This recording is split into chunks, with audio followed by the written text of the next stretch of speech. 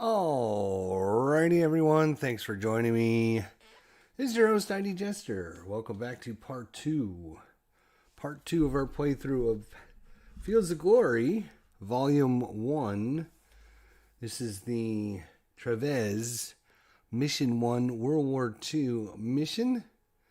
And this is going to be part two of that mission. Hopefully you guys got the chance to watch part one of that. Interesting enough, I spent the day today, part of the day anyways, going through the actual rule book, looking for some of the questions that we had in yesterday's episode. And as I was looking through and I came across things, I actually created like a little document here that I want to share with everyone so we can kind of go over everything together and get everyone on the same page for the rules that we might have missed or we weren't sure about or whatever. I can understand why this rule book gets a bad rap. And the reason I can understand it now is I've gone through the rule book. And the problem with it is very important information is included just like in the middle of a paragraph, like a one sentence thing. It's not highlighted, it's not bold, it's not bullet pointed, it's not anything. It's just like in the middle of a paragraph. So if we look at first one here, the number of available missions, including the initial one, the combat net modifier, and the number of draws for all fires after the first are included in the mission instructions. We're talking about the off-board artillery now. After the automatic call for fire during placement, an enemy spotter calls for fire normally in the enemy activation check segment. A fire mission is expended only if the call for fire draw was successful. Remove good order spotters from play when they have expended all their available fire missions. So what that means is what we ended up doing was we used both of their fire missions. Well, you're supposed to originally when they first activate, they automatically get one. The second one though, you have to have them call for a fire mission. But again, this information is just in the middle of a paragraph. So unless you are actually searching for it or know this information, you're never going to find it. Another important one, like the sniper, enemy spotters are not governed by the enemy activity hierarchy, but have their own rules in this section. However, if they're pinned or reduced to an LAT, enemy spotters will follow the enemy LAT hierarchy, activity hierarchy. So these paragraphs can be found on page 54 of the rule book. We're talking again about off-board artillery when you randomly draw a mortar spotter or artillery spotter. They're automatically going to attack the first time, but after that, you're going to have to actually draw. So if we actually take that off, we go back to our rule book here. You can see under the spotter information, yeah, there's a mortar spotter, an artillery spotter, the modifier, and then the number of cards they're going to draw. So the artillery spotter should have drawn 3 cards to see if he attacked us the second turn, but we didn't do that. We just had them automatically attack, and then it gives you the number of fire missions that they will have.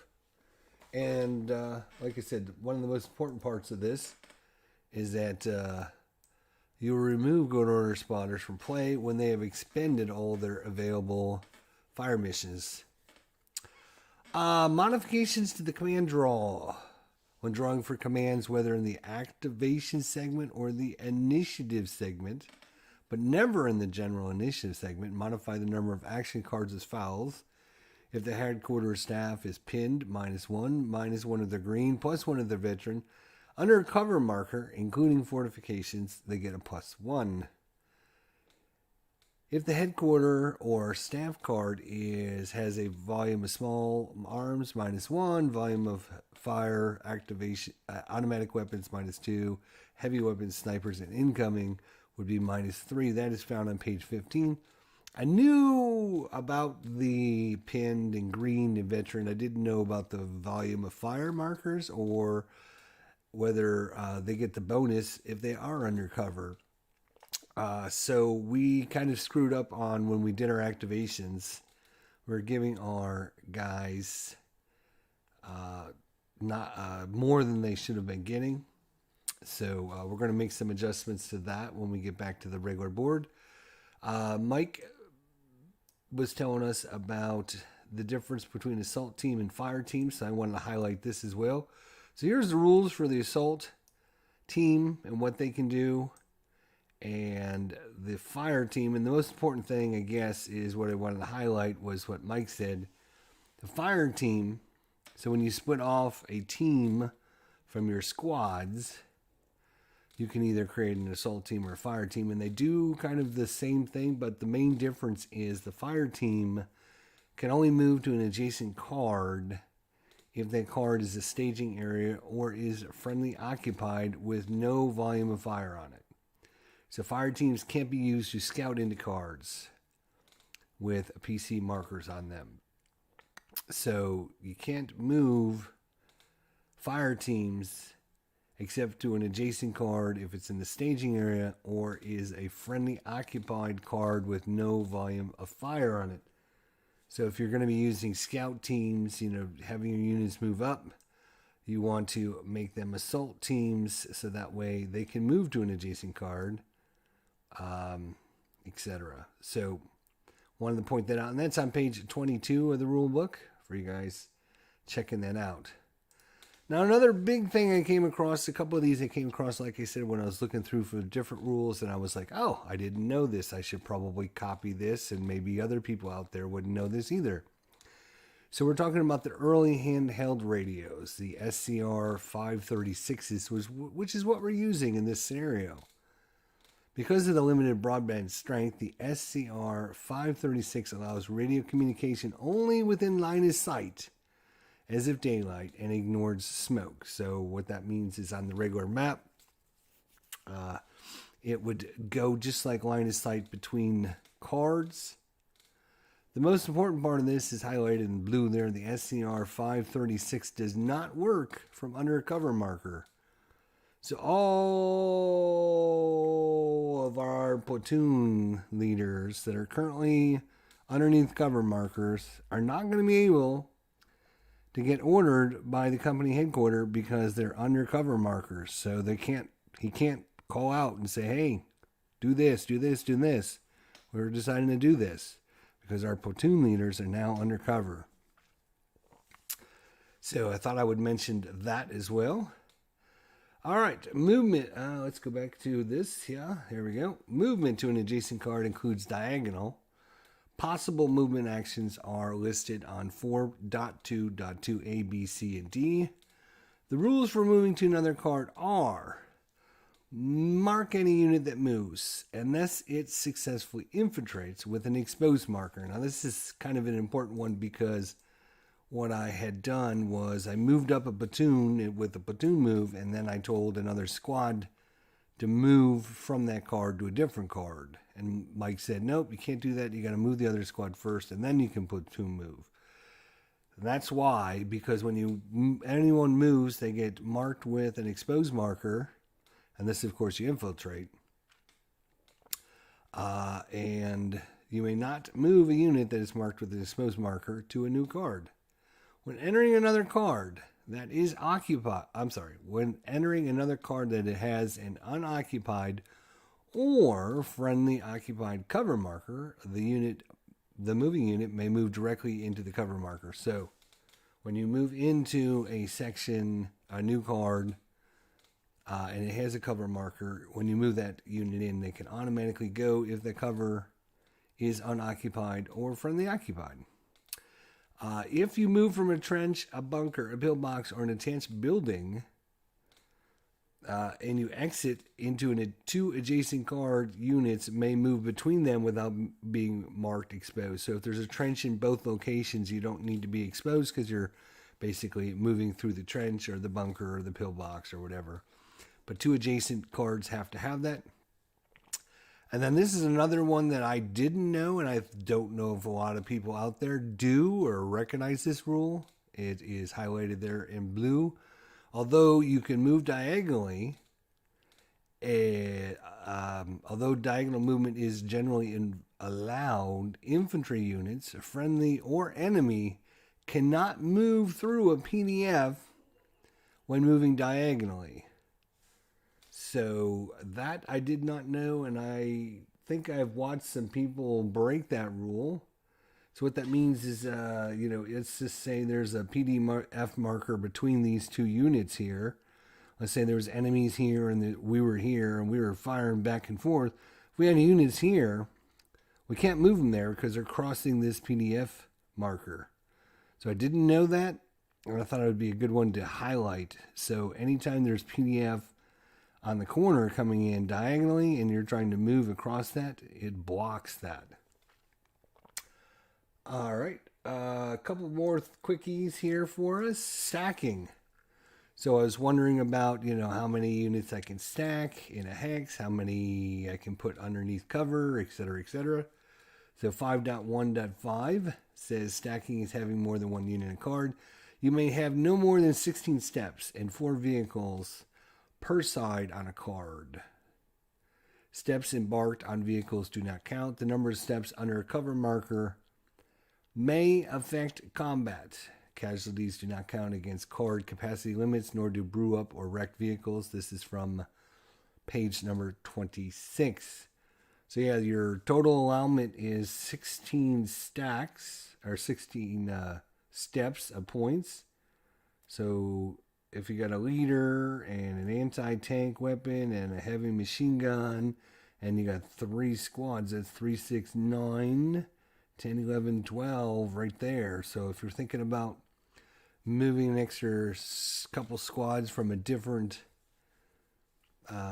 platoon, you might run into problems with having more than 16 steps. And the rules for cover, because they did cover this yesterday, is you can have up to 3 stacking points in cover. Let me start again. You can have an unlimited number under cover, but anything above 3 stacking points gives you a -1 anytime you have incoming attack or a grenade attack, because you're squeezing too many guys into your cover. And there's guys that are not getting the full benefit of the cover and all that. So, and then place a pending fire and air mission marker on a card after a successful call for fire. Incoming and air strikes apply to the entire card. In the combat phase, flip it over to its incoming or airstrike side. An incoming or airstrike marker blocks line of sight through it and out of the card. So this is kind of an important rule that I think we missed yesterday when we had the forward observer. Where was he? He was up here, and we was bombing the farm here with our guys. I was thinking, well, if we can get some guys up there, we can shoot at them. No, you can't if they're doing an incoming attack on you. So just keep that in mind when they got the volume of fire marker for the incoming, which I can't find my red card for some reason, or my red token for some reason that has that. See if I can find a different one here. Somewhere in here, you would think I'd be able to find it. Half of them are upside down though, so that doesn't help.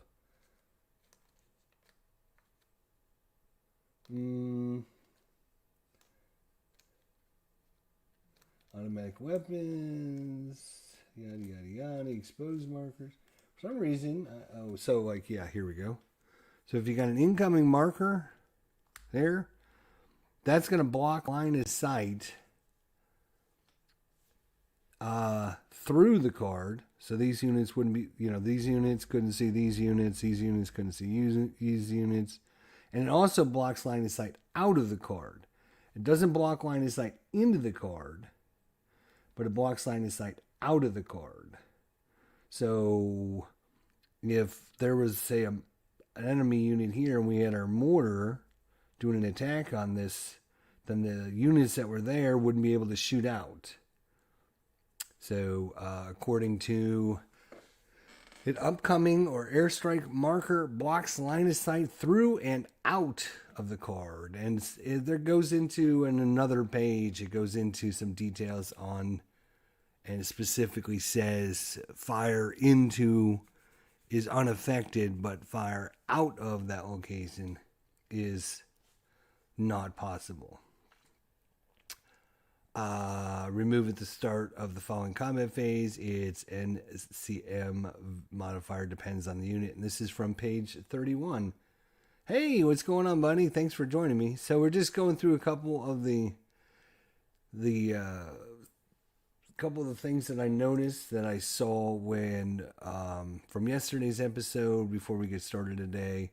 Going through some of the weird, I wouldn't say weird, the rules that aren't really, like I said, specifically outlined that are kind of important. And these are just some of the ones that I came across when I was looking for rules to clarify what we were doing yesterday and if we broke any of the rules or anything like that. So, yeah, it's going to be a little bit of a problem. Okay. So, there's our little document with the rules and the page numbers. Be sure to look them up yourself, guys. If you have any questions, I have the page numbers highlighted there in green. I'll go through the document one more time. You can write down the page numbers and the different sections for some of these rules. If you have any thoughts, comments, or suggestions, you're watching this on YouTube later, be sure to let us know. But these were basically just copied and pasted right out of the rule book. So these are not my wording. It's the wording in the book. So, So it's straight from the Living Rules rule book download from the DMT website. So, yeah, I can see why people don't really enjoy this rule book and kind of poo-poo it a little bit because, like I said, important rules that are like kind of buried that you actually have to go looking for to find instead of like,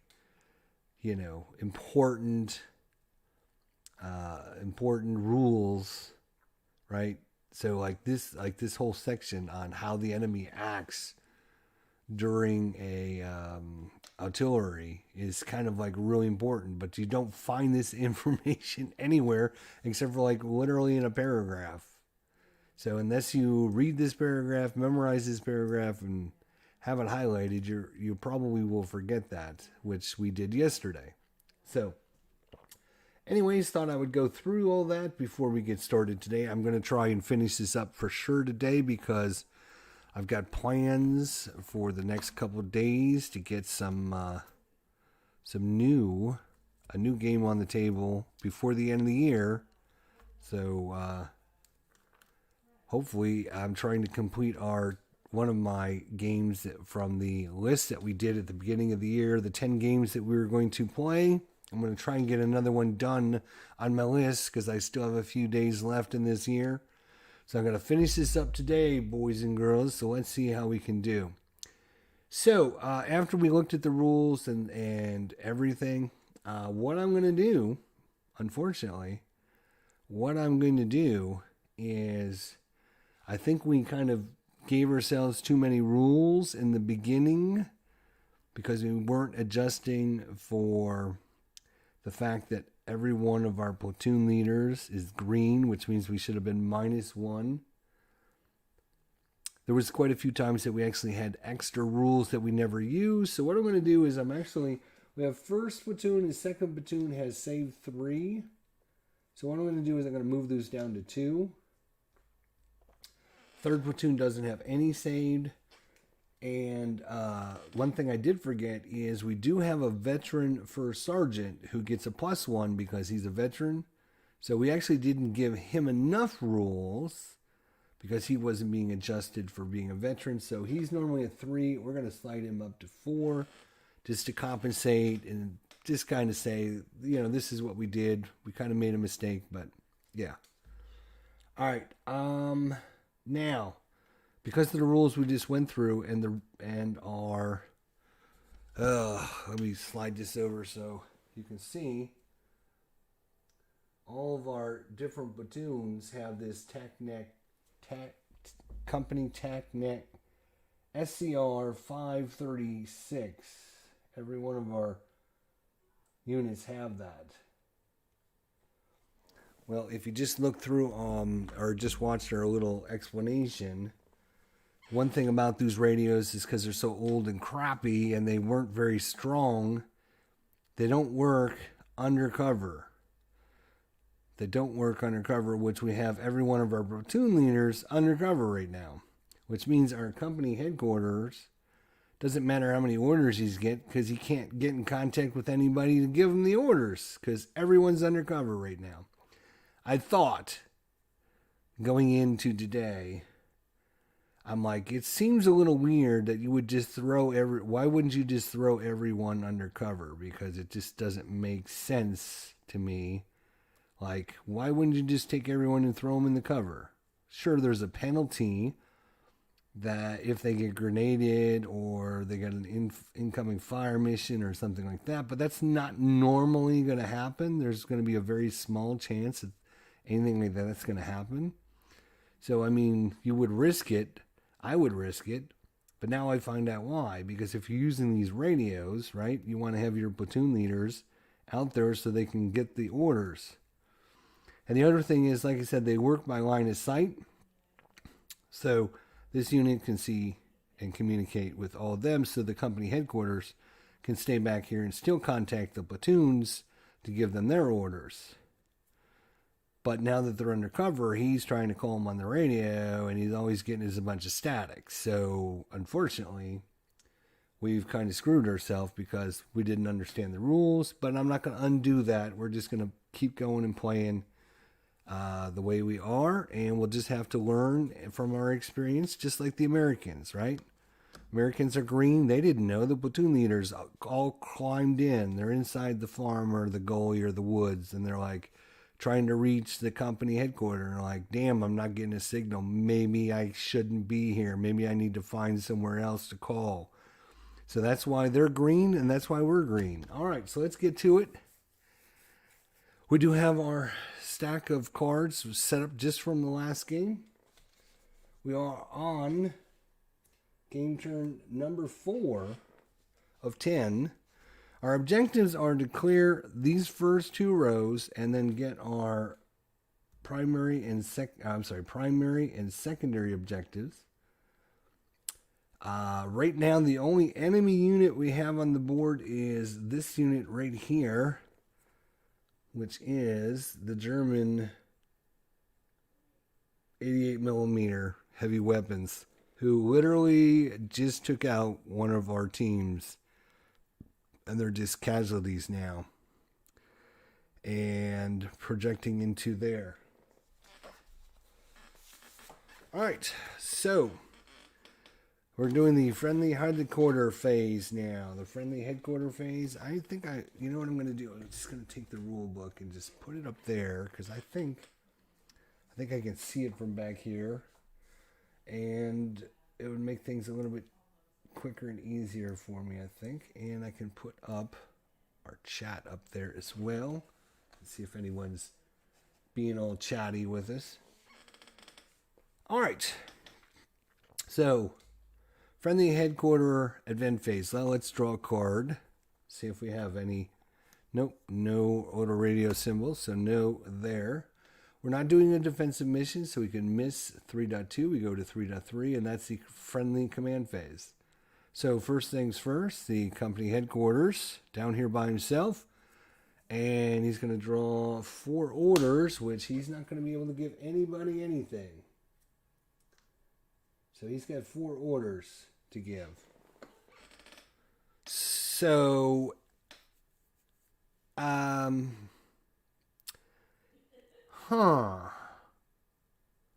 So this brings up a really interesting question. When does the company headquarters have to give his orders out? right? So my thought is, can the company headquarter spend one of his orders to move up into this card and go in the cover, and then give his, I believe this is first platoon headquarters, and then assign first quarter platoon headquarters his orders.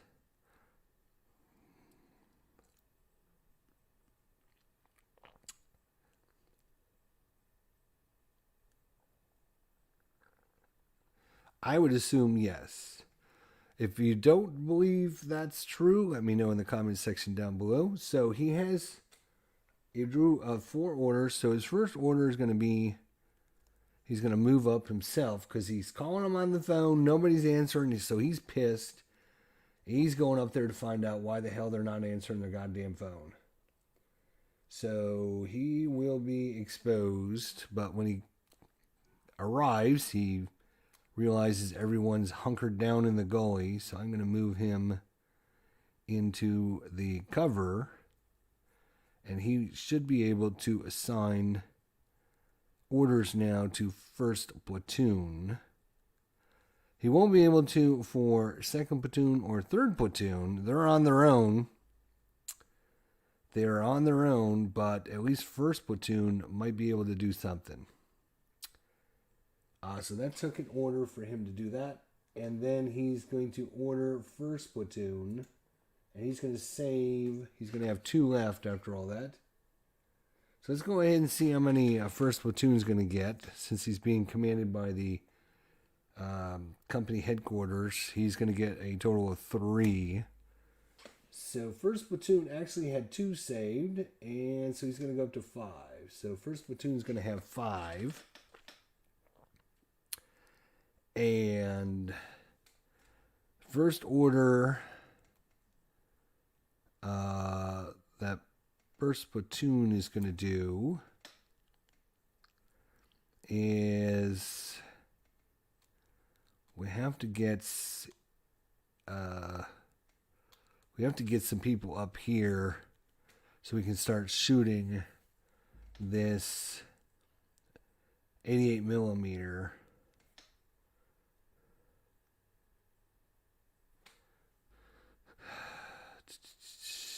I'd like to send out my AT gun. I'd really like to send out my AT gun.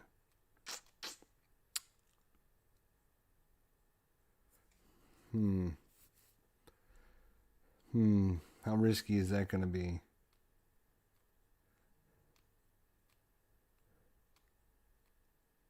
All right. I'm going to risk it. You know, we're going to risk it. So first platoon is activating first AT squad. Hey, Tweezers, Blue Tweezers, what's going on, my friend? So he's going to order the AT gun from out under the cover to advance up into the hedgerow up there. That's going to take an order. So he's down to 4 orders. And then because the company headquarters is screaming and yelling at him, what the hell are you doing hiding in this gully? God damn it, get out there and do something. So then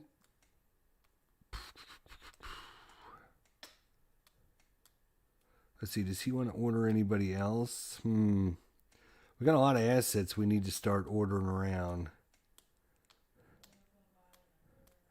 We do have volume of fire coming in on that from that 88 millimeter. So moving up there is probably not a good idea, but this is cleared over here.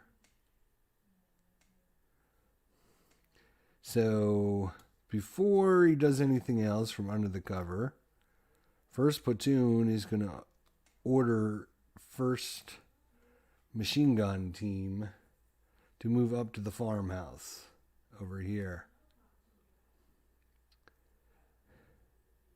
So he will be exposed because I need to write that. So he will be exposed. He will be exposed over here as well. Need to put those out. And then, so that costs him another order.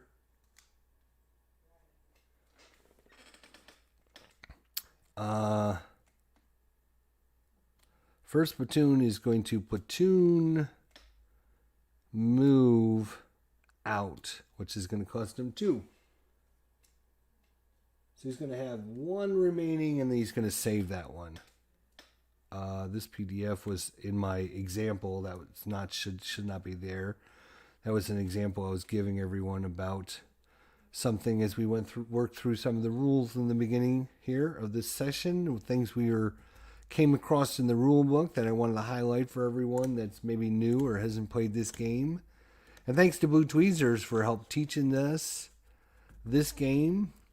Did a really good job of helping us, so go check out that on the Blue Tweezers channel and watch our Ruff, myself, and Tony and Blue Tweezers each take a squad or platoon in Vietnam and try to live through a mission. I think we did okay. We messed up a few things here or there, but I think we did okay, and it was a good learning experience. So that definitely helped, and it got me inspired to really get this out on the table. So that always is a good thing.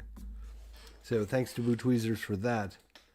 So yeah, company headquarters had to move up, go into the cover, yell at first platoon, get your ass out of the cover and start doing something.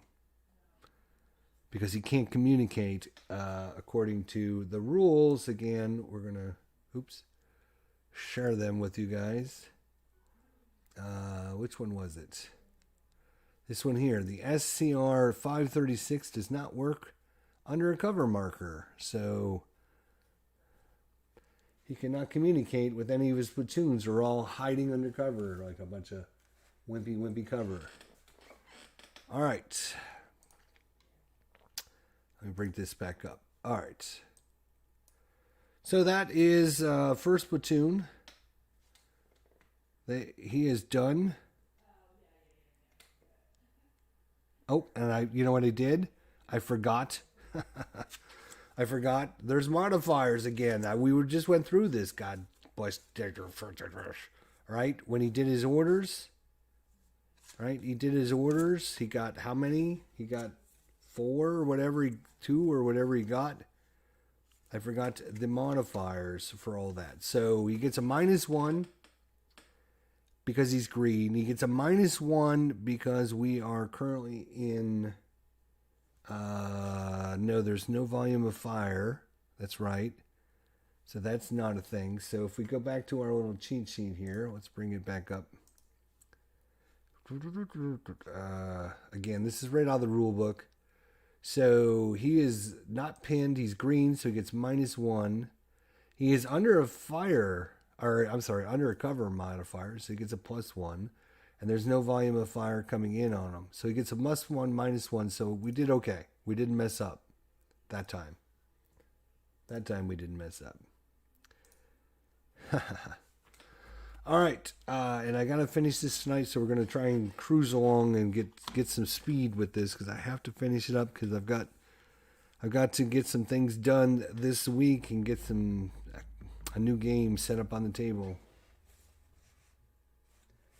All right, so let's go and do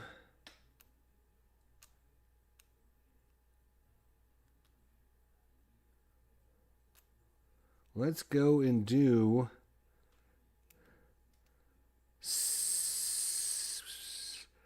ahead and do second platoon.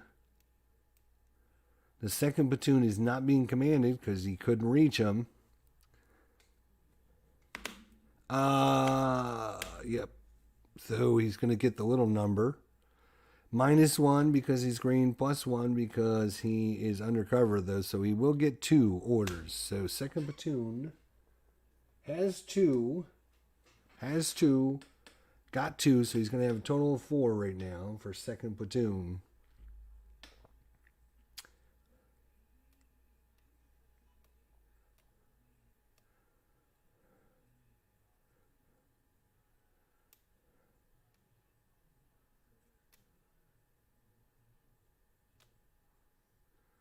We've got a lot of assets we should be using.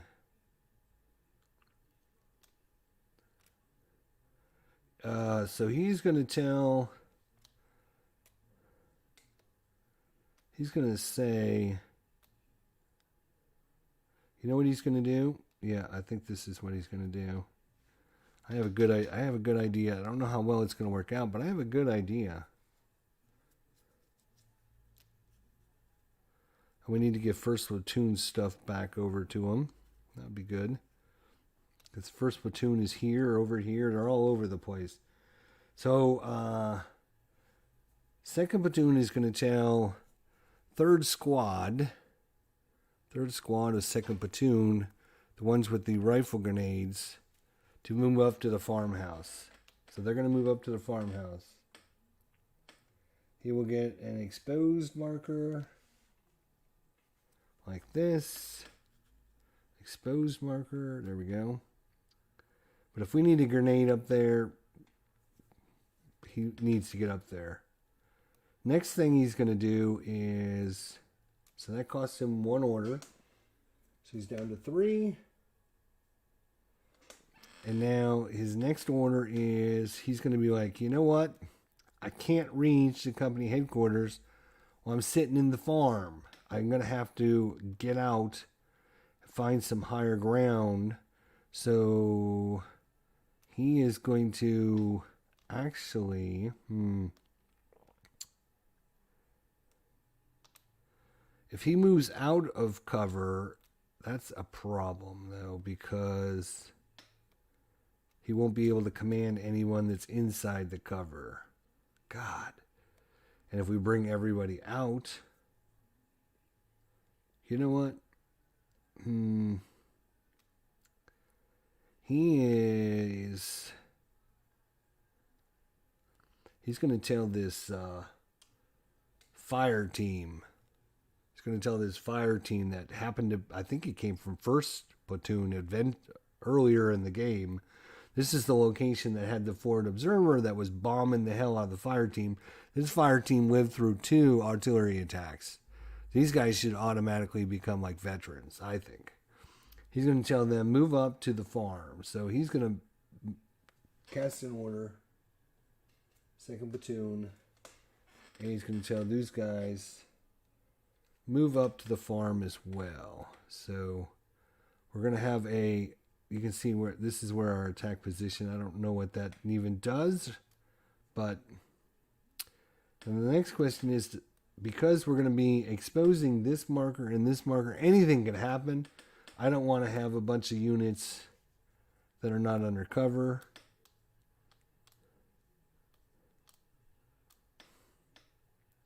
In case bad things show up. What did I end up doing with 1st Platoon? Did I platoon move them out? I guess it's, maybe I should leave some guys in there.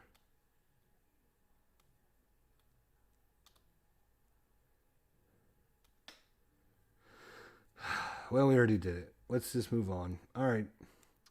2nd Platoon.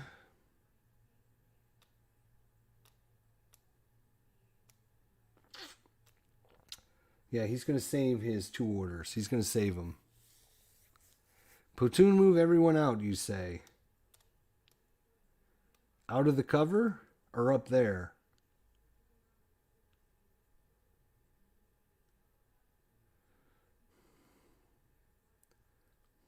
Yeah. All right, we'll do that. I think that's a good idea. All right. So 2nd Platoon. Can 2nd Platoon, are they part of his platoon now? Because they're just a fire team. Are they part of his platoon? Can he order them or does he have to order them separately? So 2nd Platoon is all going to platoon move up. I think that's a better idea. I agree with Blue Tweezers. We're going to platoon move everyone up there. And we're just going to put these guys back in with these guys. So the whole platoon moves up. They're all exposed. But that was... and this is 1st Squad... Wait a minute. This is 1st Squad of 2nd Platoon. They can move up there. Second platoon is second squad is second platoon. I thought that was first squad or first platoon. Nope. All right, they're part of second platoon. They can move up as well. Okay.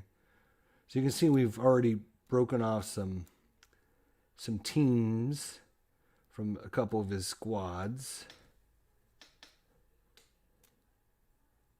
All right, so they're all going to move up. They're all exposed.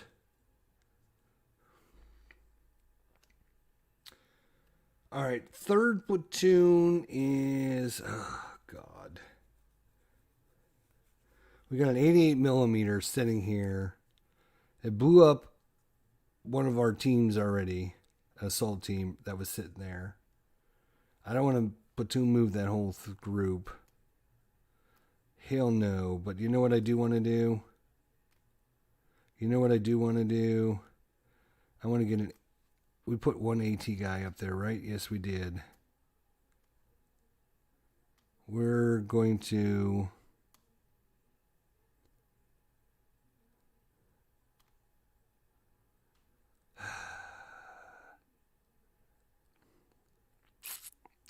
Third platoon is going to tell the assault squad to move up.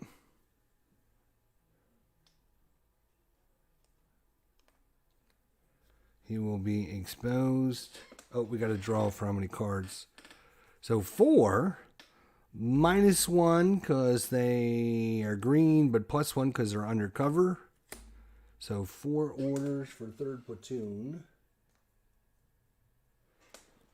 So 1 order is going to cause, he's going to tell that assault squad to move up. And with that 88 millimeter sitting there, I do not think we want to get super bold. Do we? Do we want to get super bold? No,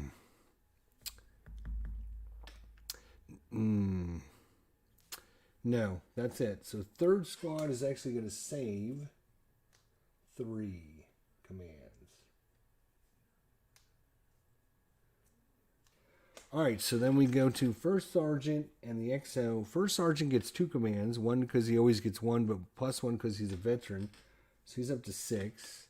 And the XO is up to 2.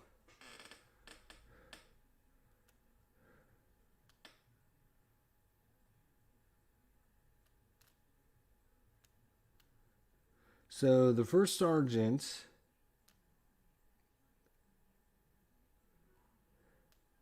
is going to tell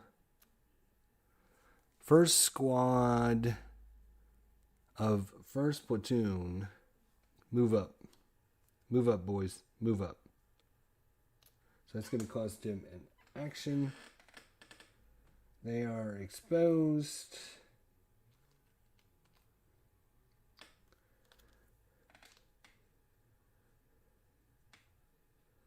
And... we're going to have artillery forward observers, so if somebody spawns there, we can bomb them. We got a mortar section here.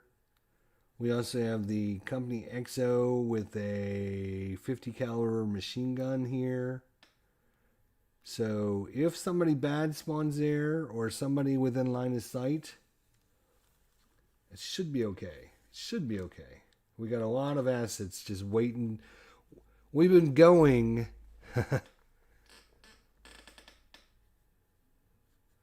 You think get third platoon out of cover into the same guard.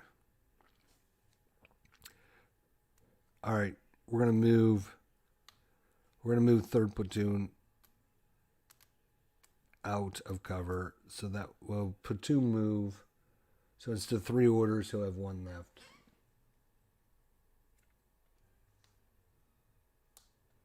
So first, second, and third platoons all have 1 order left. I know you guys probably can't see it over there, but I'm not going to keep moving you back and forth. I'll just keep you updated. So now third platoon, first platoon can radio one another. And they know that the company headquarters is underneath cover here, but... Alright, so, and then I think that's it. I think we're done. I think we're done moving everyone. I think we're okay. So we'll see what happens. We got to get to a couple objectives and clear out this road. So we're going to get these exposed so we can find out what's there.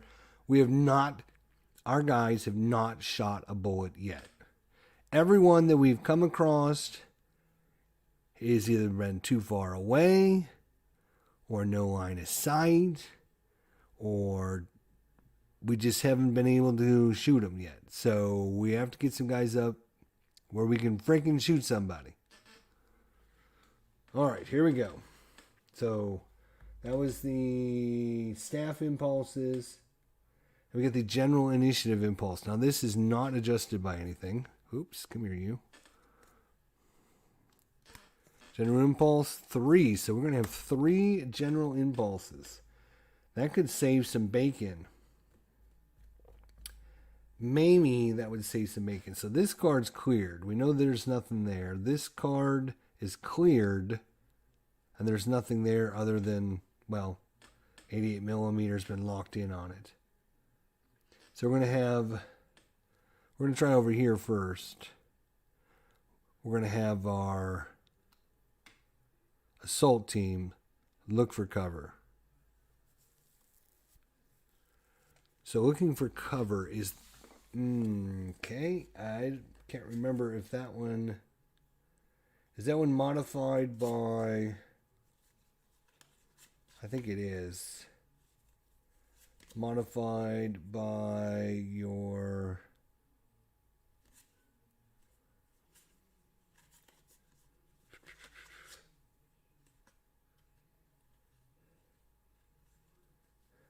level. I think it is. Yeah, I'm sure he's going to shift fire over here. Yeah, I'm pretty sure he will, but we'll see. I mean, we could risk it and move a guy up there, right?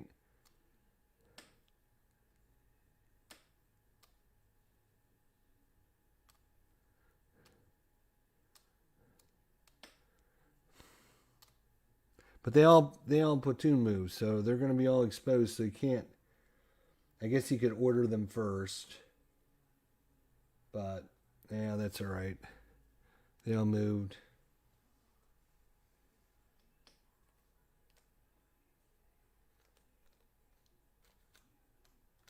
And they all moved too.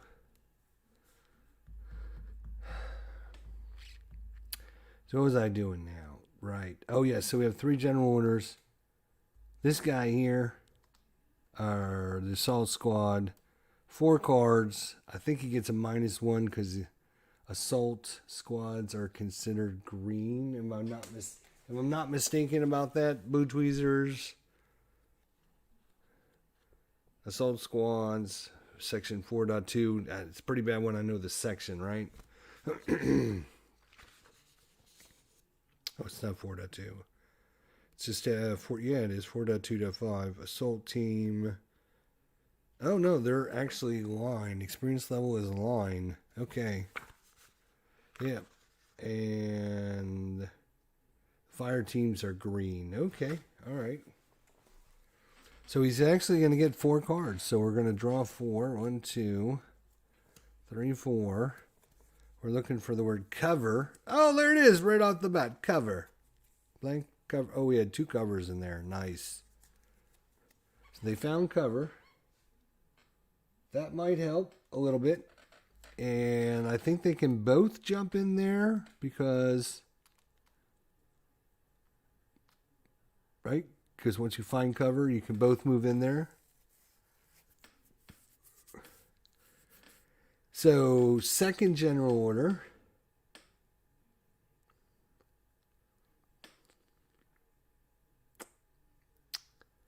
Second general order.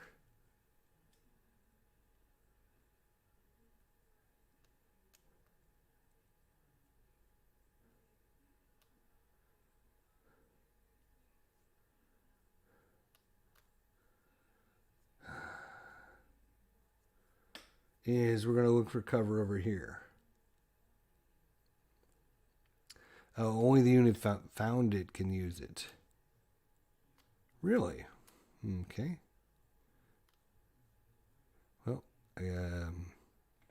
second general order, he's going to climb under the cover. So that's order number 2. Order number 3 is we're going to try to search for cover over here. It's 2 cards. Yeah, that's what I just did. Just genius. All right, so might as well look for cover over here. Or here. We don't have cover here yet, and there's a lot of guys here. Who do we... We're going to have this machine gun team look for cover. So 3 cards. Let's see if we can get some cover over there. All right, 3 cards. Reshuffle, rally. Okay, so we're going to draw 1 more and then we'll reshuffle, rally. So we did not find cover. Ugh. Bummer. So there's our 3 general initiative orders. So that's done. Let's move on. And we go right to enemy headquarters. All right, so let me shuffle this up.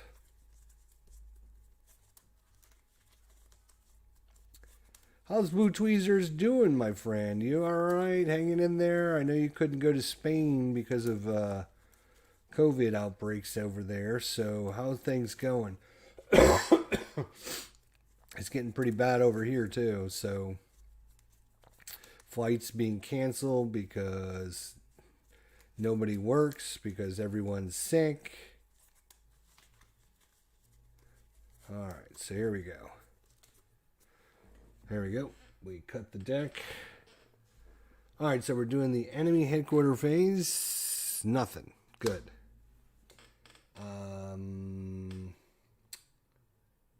Enemy activity check. Well, we only have 1 enemy right there. And it's a heavy weapons, not under a pin fire marker. So I believe, if I'm not mistaken, as soon as I find the right chart, we'll be looking it up on the chart. So this is a enemy defensive activity hierarchy. They're deliberate defense.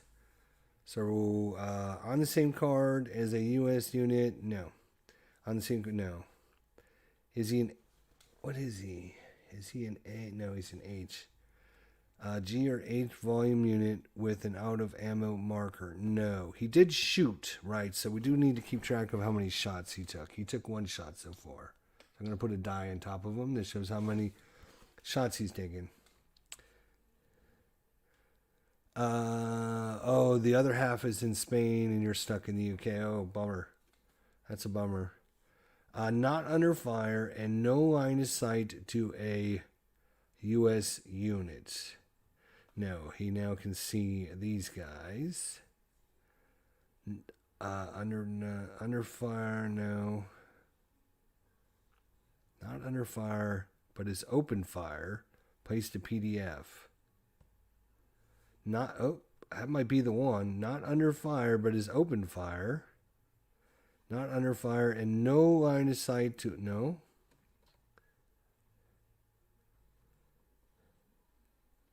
So, let's start at the top.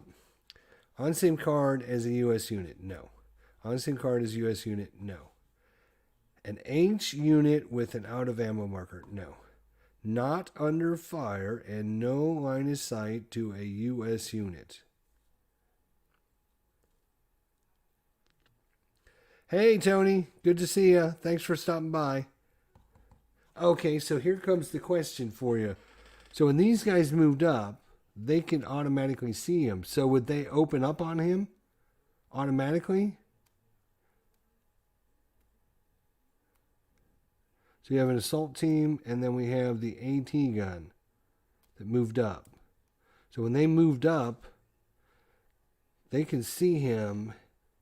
He's still in foxholes, but they can still see him.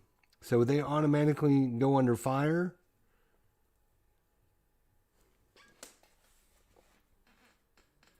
That is my question, because if they do, that's going to change the hierarchy that we're going to use, because he will be under fire then.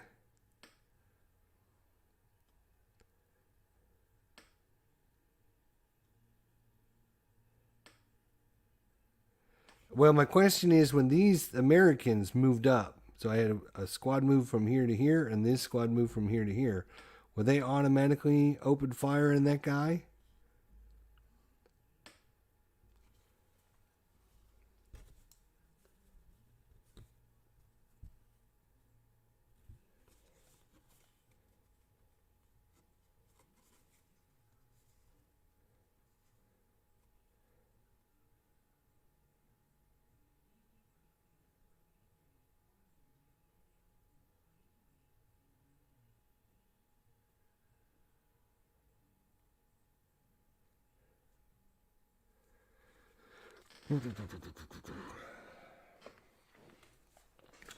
Let's look real quick here why enemy activity checks. Right. So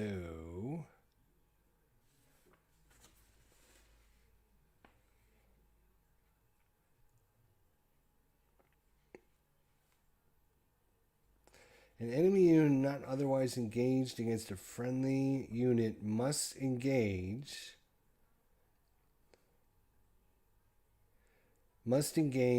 any friendly unit that moves into its line of sight. No draw is necessary. Unlike friendly forces, enemy units will engage cards that contain units from both sides. If more than one side occupies cards in its line of sight, it engages the largest target in terms of friendly steps. If equal, use a random selection to determine the enemy PDF. An enemy unit loses a PDF. So yeah, an enemy unit not otherwise engaged with a friendly unit must engage. Fourth paragraph in 9.4. Yeah. You're on it, buddy. Just like yep. Great minds think alike. So I believe we're going to have PDFs going back and forth here. Because our guy, they would open up, but we would open us up on them as well. So we have an SG explanation point, and we have an A.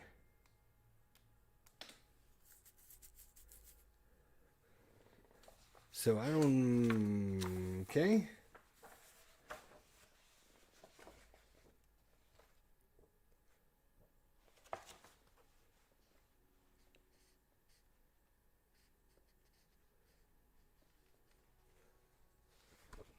We gotta find the bazookas, right?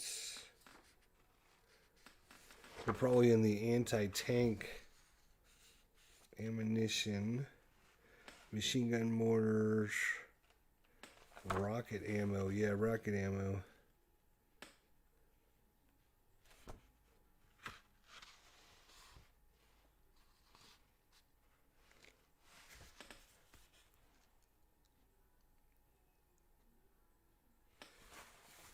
Yeah. So we just have small arms. We just have small arms on him, and then he's got H on us. That doesn't seem very fair, I don't think. So he's got heavy weapons coming in on us. We have small arms, which is a 0, coming in on him. Okay. All right.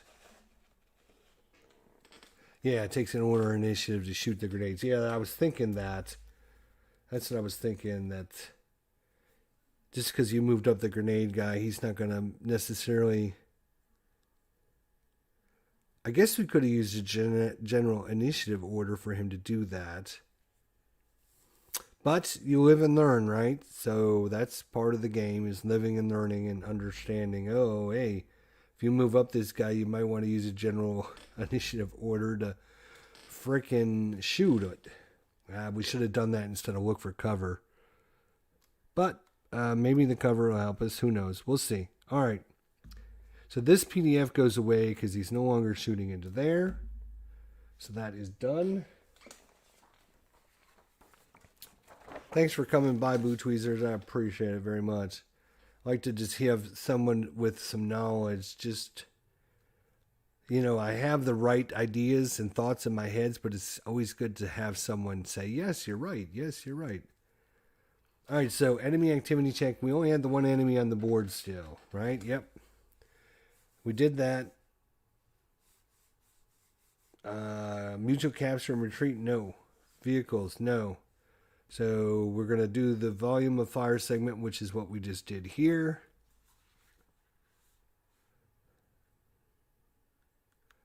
H, volume of fire goes as well. H, volume of fire. Yeah, I got an H, volume of fire. Heavy weapons.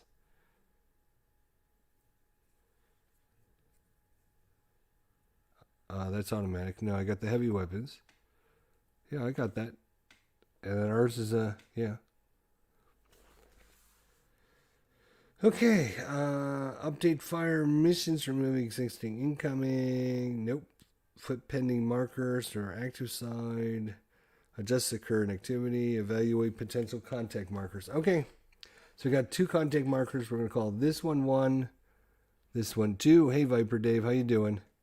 So this is 1, this is 2. Let's randomly determine.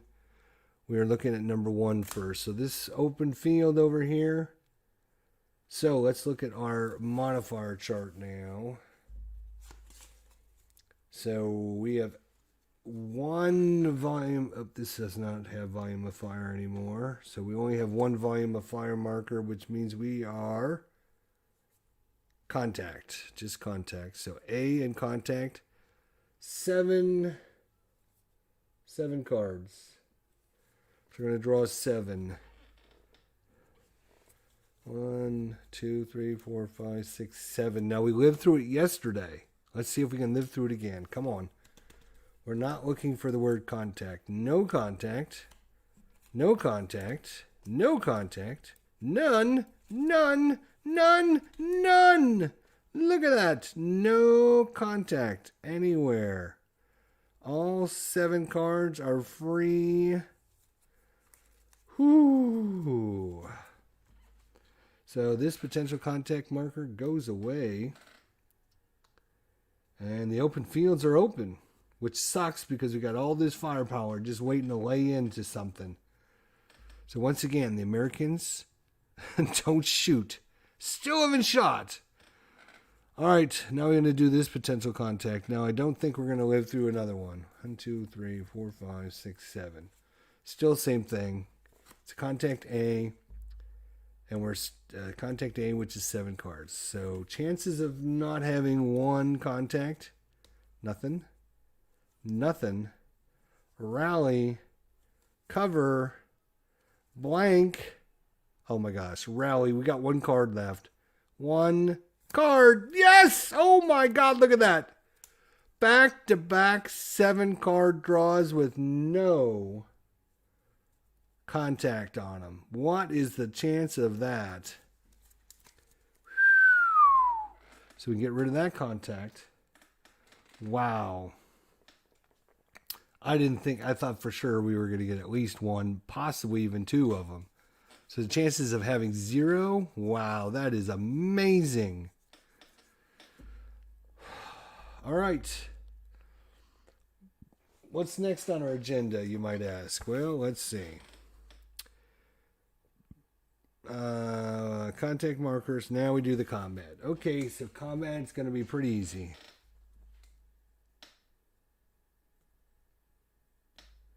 I think second PCA is removed as enemy is firing at the card.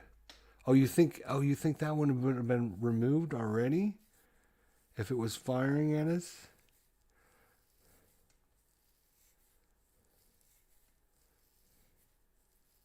Really? Why would you think that? Because I know in the rule book I read the enemies would shoot into areas that have both enemies and friendlies, unlike the Americans who will only shoot in to areas that have enemies in them. It's interesting. I'll have to look for that one, Boot Tweezers. All right, let's do the volume of fire. First thing we're doing, let's see. We'll do our attack first. Why not? So he's in foxholes, which is +1. He's in a hedgerow, which is 2, so it's +3. +3. We got a 0 small arms, a couple guns just going off at them. That's a 0. So +3 and a 0 is +3. So we're only going to be on the +3 column. We can get lucky though. +3. It's a miss. Nope, we didn't get lucky. All right, now his shot. We get the +2 cover because he's actually coming across the green border here. So we get the +2. We get +1 because we're under cover. But we're both exposed, so we got to do this individually, right? So we'll do this unit first, which unit is this? This is the AT gun. Oh boy, we really want this guy to live. So -3, -5, +2, +3. So it's a -2 after all is said and done. -2. Come on, be nice to us. Be nice to us. Come on, you guys think good, positive thoughts. Nope, it's a hit. He's hit us. Bummer. All right, let's have something like just a pin. Let's see what happens. They are long. Nope, that's casualty. Oh boy, he just wiped out. And that's another guy he's wiped out. Damn.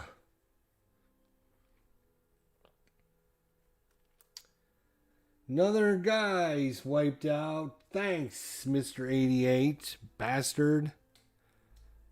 Now let's look at this guy. Same thing. -2. -3 is -5. +2. +1 for the cover. So he's our -2. -2. Still a hit. Oh, he's going to hit another guy. This guy is also, and it's another casualty, so that guy is gone as well. So this guy hasn't missed a freaking attack yet. He is like, just everyone's dead. Just everyone. Doesn't matter if you go in cover or not. Okay.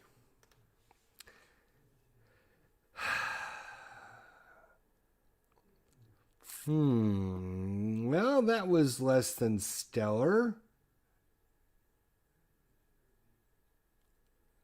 Less than stellar. We just have a bunch of just dead guys lined up on the cards now. That's great.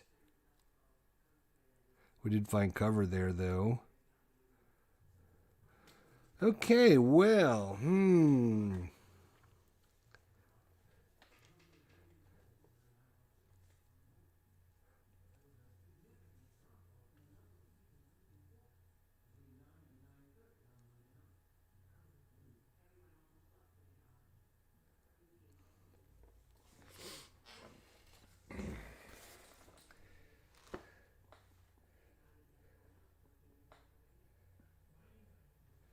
all right, well, that's the end of the round. We're getting close to our objectives, though.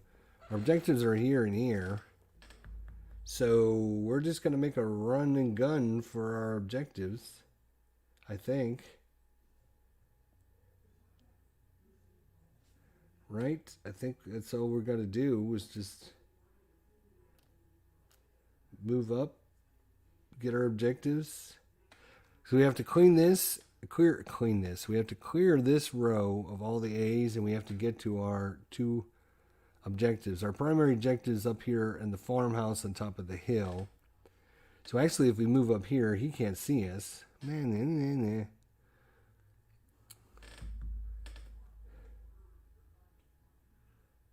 Oh, right. And he shot himself another bullet. No, he shot himself 2 more bullets, right? 3. He's up to 3. How many does he get? How many does this little bastard get? How many shots does this get?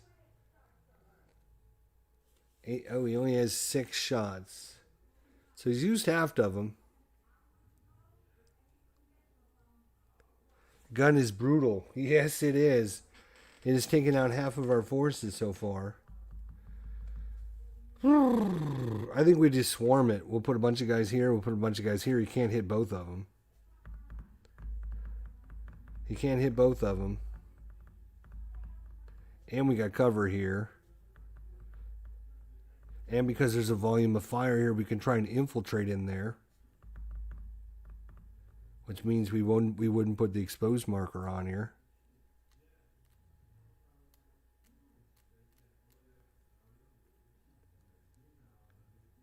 Oh, damn it.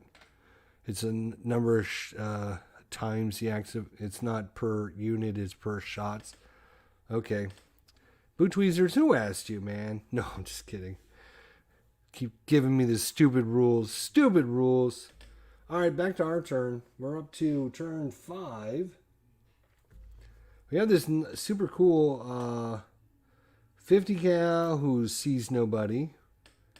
We got this mortar section over here. We got the artillery. Nobody sees nobody. Like, nobody sees nobody. All right. Friendly headquarter phase. Oh, we got a headquarter event. We got a headquarter event. So we're drawing a 10-sided die here. 10-sided die says 4. Number 4. Number 4. Check up. Randomly select one higher headquarters staff to appear automatically at the company headquarters for 2 turns. Randomly select one higher headquarters staff to appear automatically at the company headquarters for 2 turns.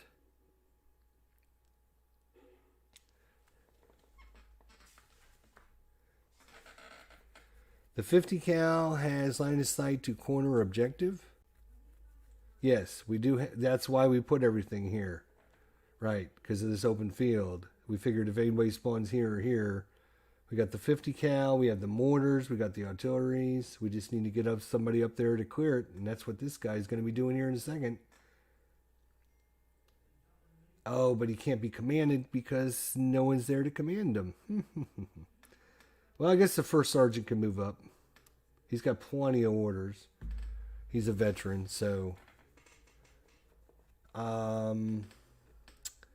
Okay, so that was the headquarters. So we have to randomly determine some dude shows up. Great.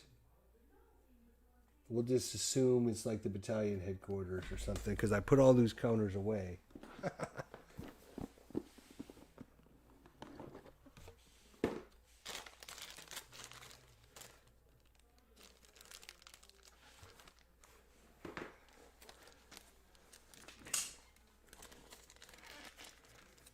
Oh, battalion takes over 6 orders per turn? Really? Wow. So we have the battalion exo sergeant. We have the regiment brigade commander. And we have the battalion commander. I think that's all. Those are the 3. So I'm going to go... oh, you guys can't see this. God damn it. I'll go 1, 2... 3. 1, 2, 3. 1, 2, 3. We'll just randomly determine 1, 2, or 3. Number 2. So it's going to be the regimental brigade commander. Okay. So he shows up where the XO is. These guys go back in the bag. All these other counters. That's only for 2 turns, though. So when he shows up, we get 6 orders that he passes down, or he gets to use, or what? How does that work? Does he take over for the XO then? The company XO? Because the company XO is hiding in the cover right now. Well, he's not hiding in there. He went in there to get the first platoon. Oh, we can remove all these exposed markers as well, because these guys are no longer exposed.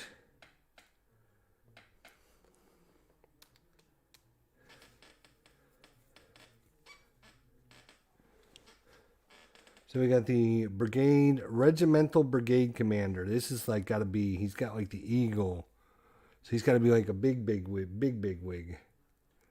It's the colonel.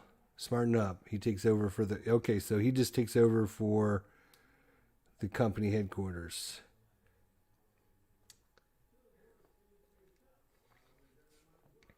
I'm just going to use this counter on the track for him. And he's going to have 6 orders to give out. Really? We can't see these guys because the line of sight radio communication issue. But he can do first but third platoon. Then he can spend an action to move and then activate both of these guys. And second platoon. So it's going to cost him 1, 2, 3, 4 commands. So he's got 2 commands left.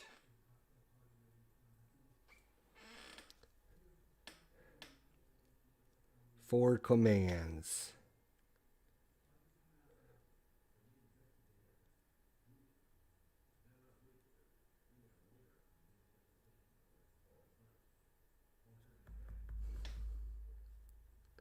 Oh, just get, yeah, okay, I see. Just give the all right, yeah.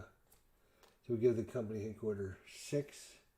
So he goes up to 8, and we use 4. 1, 2, 3. So he's down to 4. And he will save all the rest of the 4. So command 1, 2, move there. Command, that's 1, 2, 3, 4. So use 4 commands to do all that. So now everyone's in command. Everyone's happy. First sergeant and everyone. I think the first sergeant's going to have to move up and tell this guy to move up, which is fine. This 88's been not very friendly. Not been very friendly at all. All right, so let's just go 1, 2, 3. So 1, first platoon. He's got 1 order and 1 more. Wow, that was a terrible draw. So he's got 2 orders for first platoon. First platoon is back here.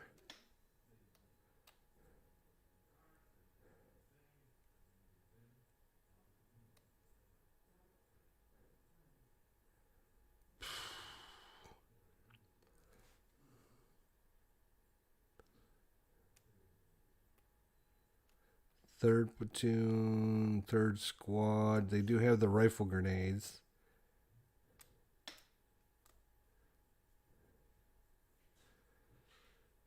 So because there's nobody there, does this stay on?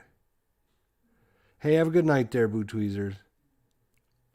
I'm assuming this stays on until remove pyrotechnics, illumination, expose, move, fired, concentrated fire, grenade, and grenade miss markers.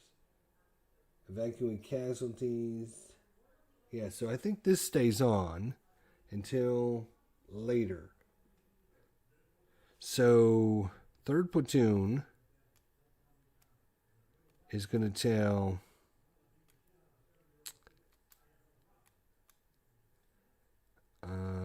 they only have S weapons. So, well, we're doing first platoon first. Right. So, first platoon, you know what? First platoon is going to tell, oh, if we do that, he will shift fire over here.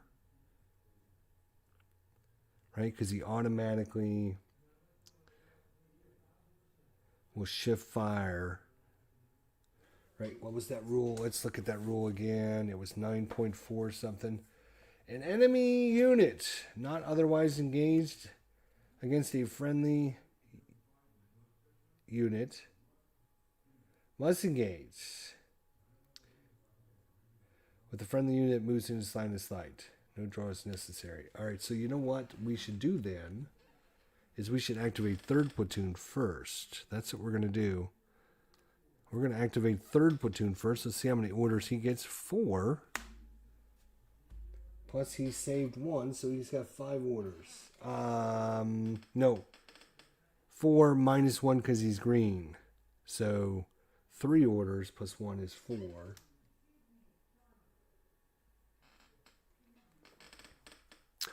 All right, so what he's going to do is he's going to tell this brave first squad from 3rd Platoon. They're going to try to infiltrate up into this, because there's a volume of fire marker on there. So he's going to try and infiltrate up there. We need 2 cards. And we're looking for cover. No, we're looking for, what are we looking for? That's a good question. What are we looking for? We're looking for something. We are looking for infiltrate. Oh, the little, oh, we got the little sneaky binkies as... Oh, there's probably a big chuckle coming from solo board gaming right now. We got the sneaky binkies. We got the sneaky binkies. So he's infiltrated, which means he doesn't get the exposed marker on him. So he moves up, and he's going to move right into that cover. So we got the sneaky binkies. All right, next on the agenda is going to be, let's see what kind of small arms fire.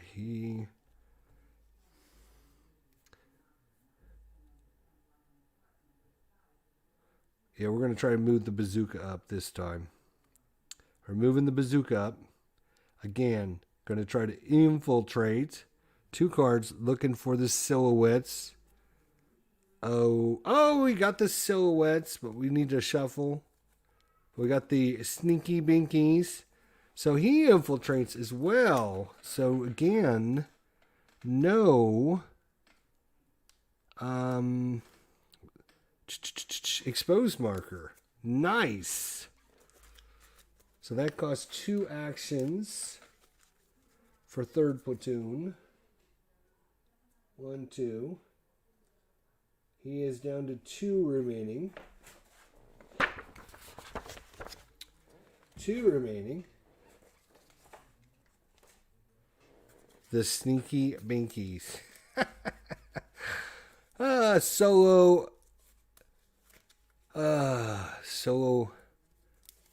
board gamer. Oh, you're so funny. Hopefully he watches this sometime and he'll get a kick out of me saying that. And he'll know I've watched his video, so that'll be our little secret.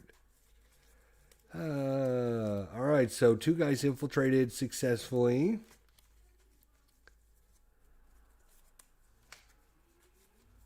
So,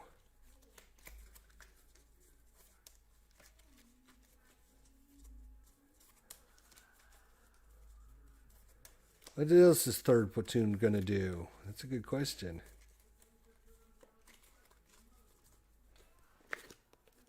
All right, we shuffled that.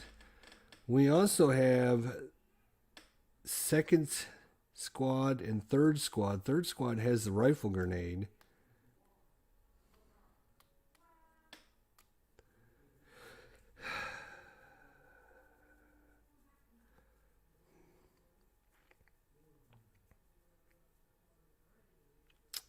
I think they're going to be done because 1st Platoon, on the other hand, 1st Platoon is going to have 3rd Platoon move up with the rifle grenades.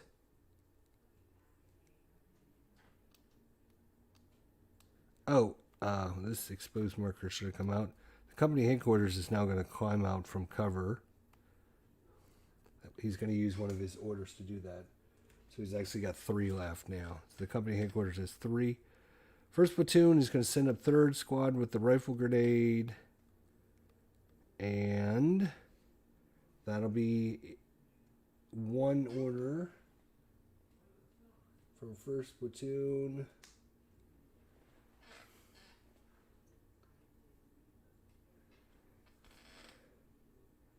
Second Platoon we have not done yet, but he was activated. So he's going to get 3 minus 1 for being green. So he's going to get 2 orders. He kept 1, so he's got 3 orders total. 2nd Platoon is going to send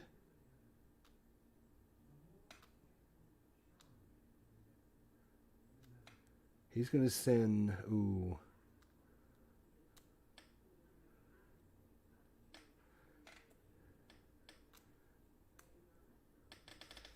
Oops. He's going to send up 2nd Squad into that location on the hill.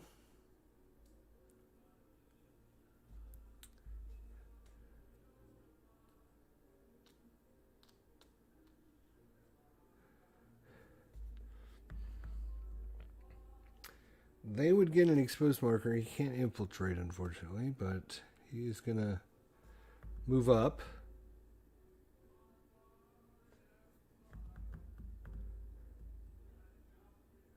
Who was that he sent up? Small arms fire.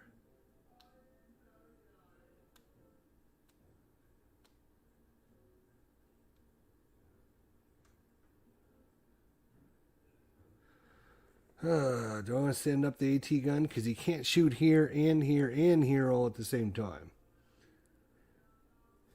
So I think I'm going to spend another order and send up the AT gun as well.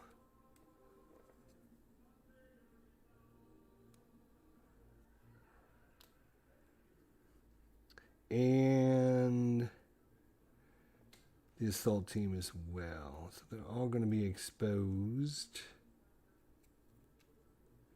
Who knows what we're going to get into when we get up to the top of the hill, but... and then he's going to tell one of these guys, it doesn't really matter, 3rd Squad, 3rd Squad is 2nd Platoon. He should have this. I'm not sure why he didn't. Right. He's going to tell 3rd Squad, look for cover. So that's another order.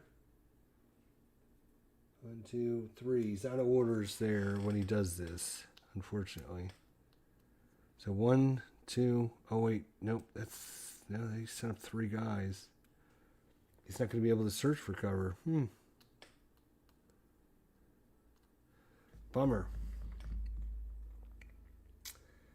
All right, XO has got an order. He's got 3 orders. 1st Sergeant gets 2. He's up to 7. 1st Sergeant is going to move up. That's going to cost him an order. He's going to tell this guy, move up. And he will be exposed. He will also be exposed. 1st Sergeant, I don't know, can 1st Sergeant try to find? Or does it have to be a squad?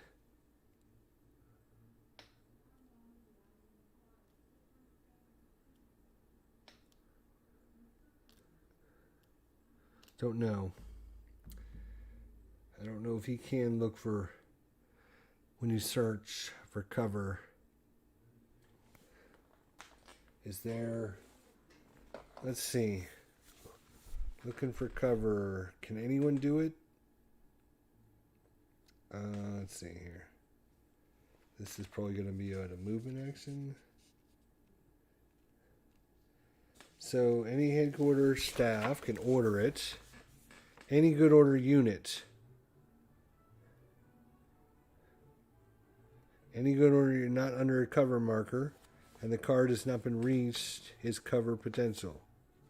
Any good order unit. So I think this 1st Sergeant can then. So 1st Sergeant is going to spend an order to look for cover. He gets to draw 2 cards. No, he gets to draw 3 cards because he's a veteran. Cover? No. No cover, though.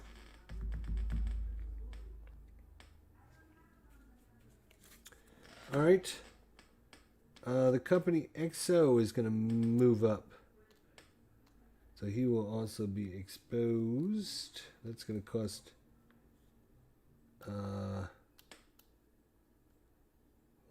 he's going to cost him 2 orders to move up him and the machine gun. And then he's going to have the machine gun team search for cover.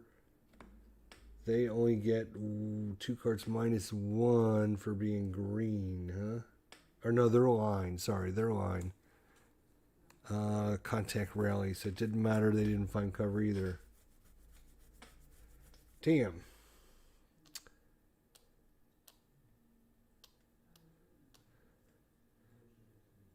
Oh, before the first sergeant would have went up there, he would have told the mortar section and the forward observer. You know what? No, I think they can stay under cover. I think they'll be fine. Okay. Okay. Think that's it. Now we go to general. Only one. That's terrible. Only one.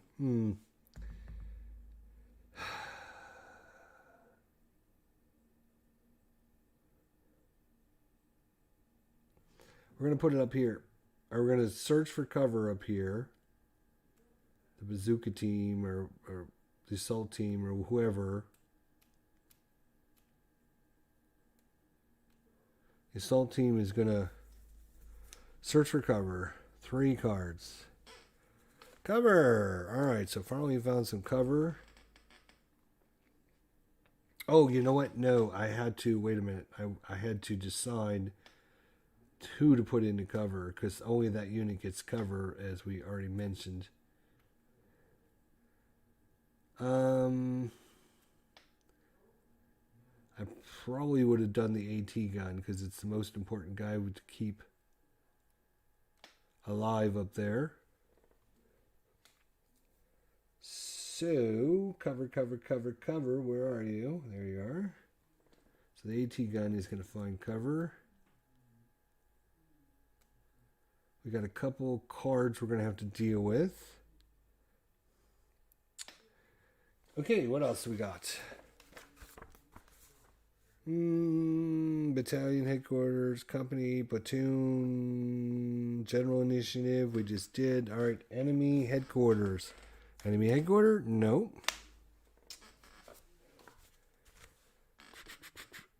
Enemy activity check.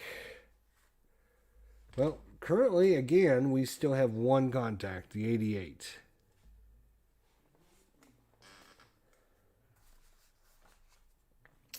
He's got guys here he can see. He's got guys here he can see. He's got guys here he can see.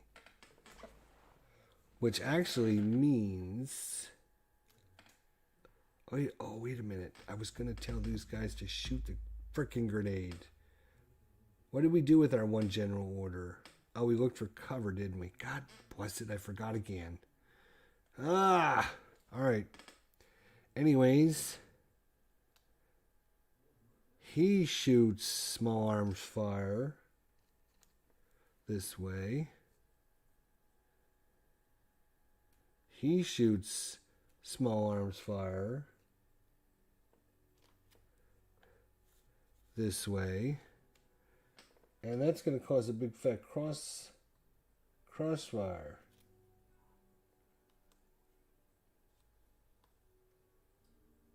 If I can find the crossfire. Let's see. Can I find the crossfire?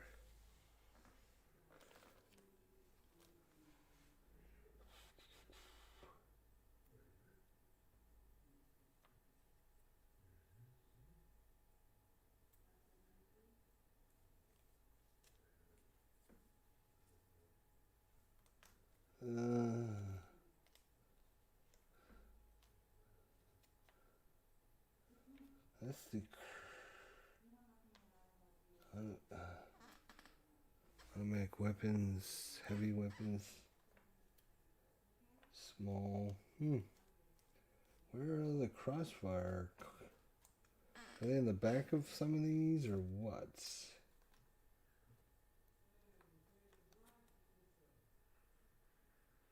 Crossfire. There we go.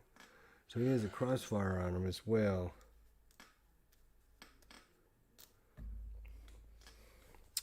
All right, let's see what else we got. Right, so enemy check. So we got to check the enemy. What's he gonna do? Now that he's freaking surrounded and can't shoot everybody, little bastard. All right, he's not pinned, so we don't use that chart. He's not defensive. He's, yes, he is defensive. What am I thinking? On the same card, no. On the same card, no. Is he H volume of fire without ammo? No. Is he not under fire? No. Not under fire? No. Under fire, but not under cover? No. Under fire from a different direction than his own PDF. So that would be yes.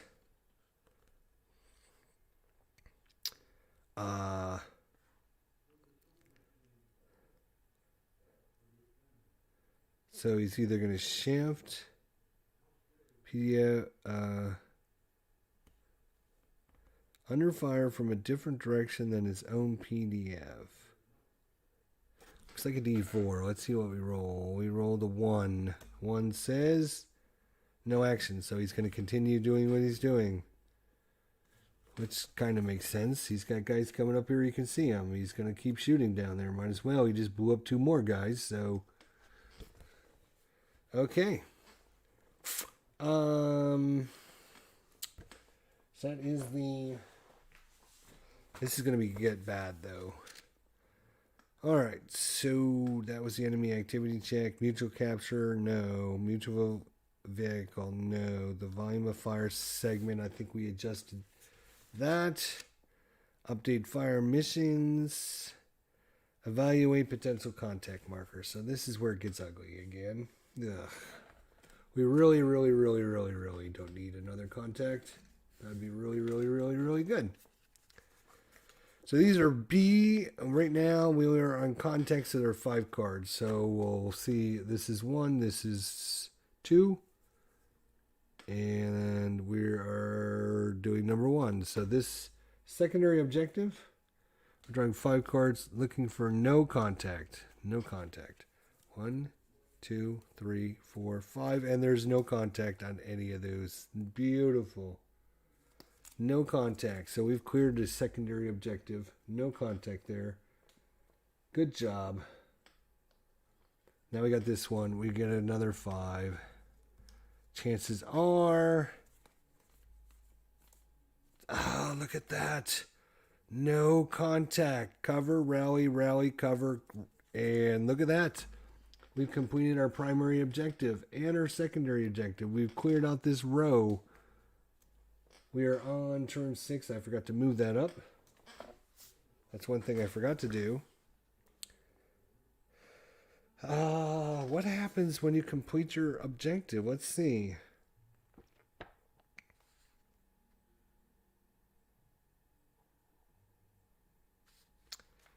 Well, spotting fire, rally.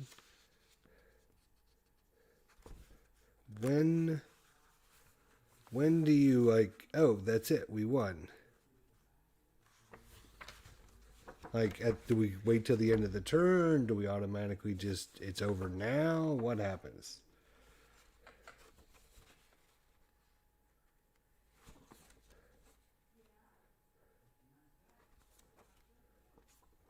Let's see if it says something maybe under, like, objectives.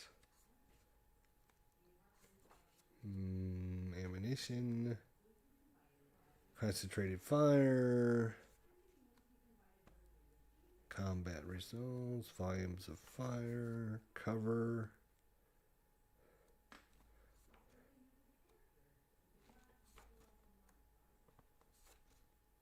Do we have to clear out the last enemy before we can move on? What? Oh, Jesus. We have not literally... Oh, we have shot a few bullets because we had small arms fire going in that one card for like 20 bullets we've used.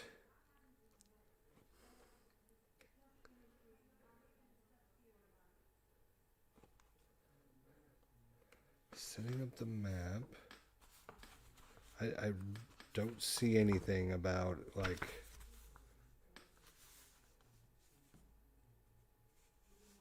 The battalion headquarter, or what was this guy? The, right here. Regimental brigade commander shows up. We complete our 2 objectives. He's going to take full credit for this. Now, you watch. He's going to take full credit. He's going to be like, yep, I showed up. told them what to do. They did it. We were done. Like within 10 minutes, we were done. Between missions, right? Yeah. You must successfully complete a mission before moving on to the next mission. But how do you successfully complete a mission?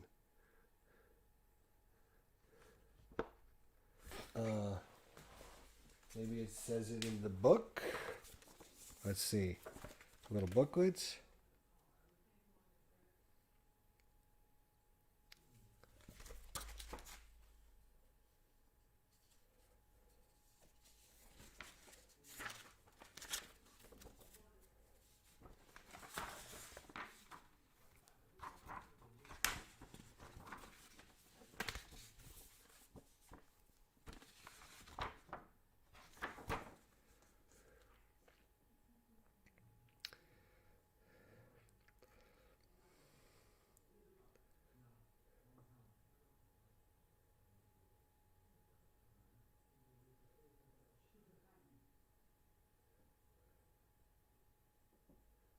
I'm not sure.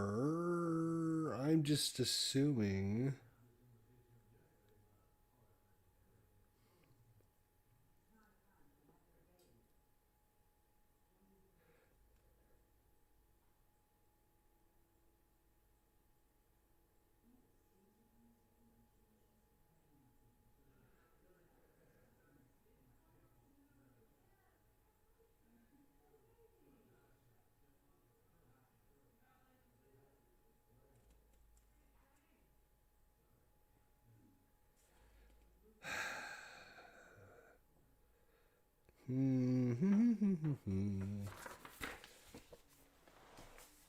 Yeah, like I said, I don't know if it's just you finish the turn, you immediately win, you have to kill the last enemy on the map. What happens?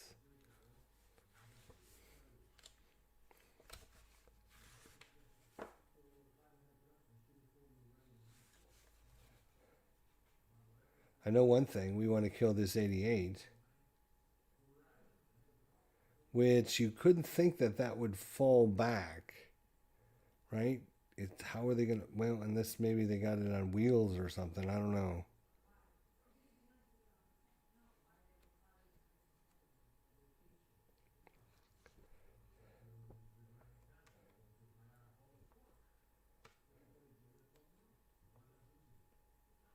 Communication, combat actions, rally actions, actions in general.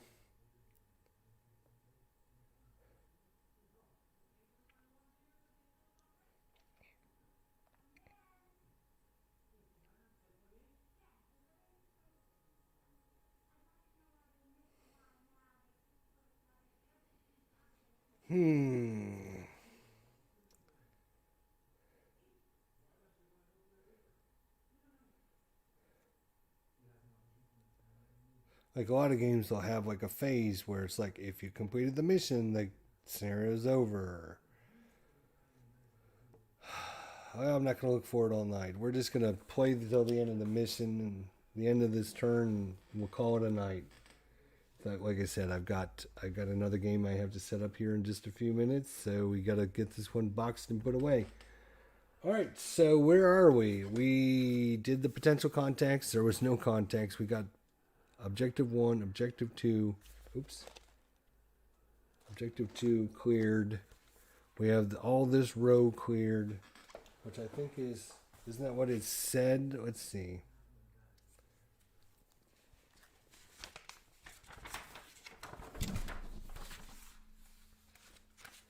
All right. Mission goal: occupy and clear of enemy forces the primary and secondary objectives, and clear rows 1 and 2 of all enemy forces.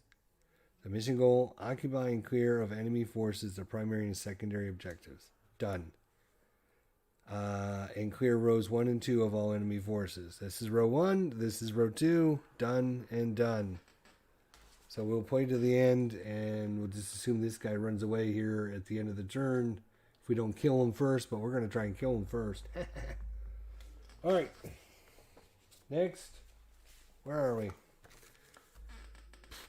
enemy activation check we did. Update fire missions. We did the contact markers. We're just to combat. So combat.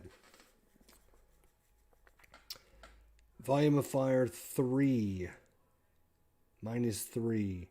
But because we infiltrated with 2 guys, we'll go. We'll do our AT gun first. +2. +1 for the cover, so it's 0. So he's right on the 0 column. 0 is it's still a hit. God bless it. And he is line unit. That's a P.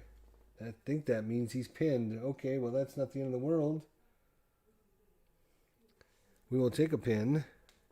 Now we have the first squad of 3rd platoon. Again on the 0 column. Another hit. God damn it. And another pin.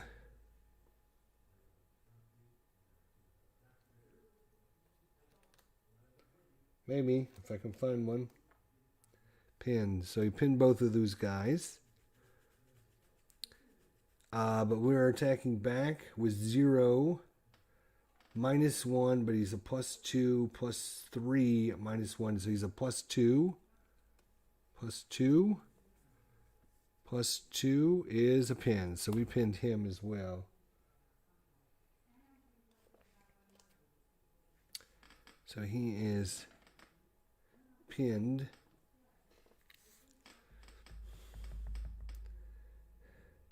Alright, we would take off the exposed markers.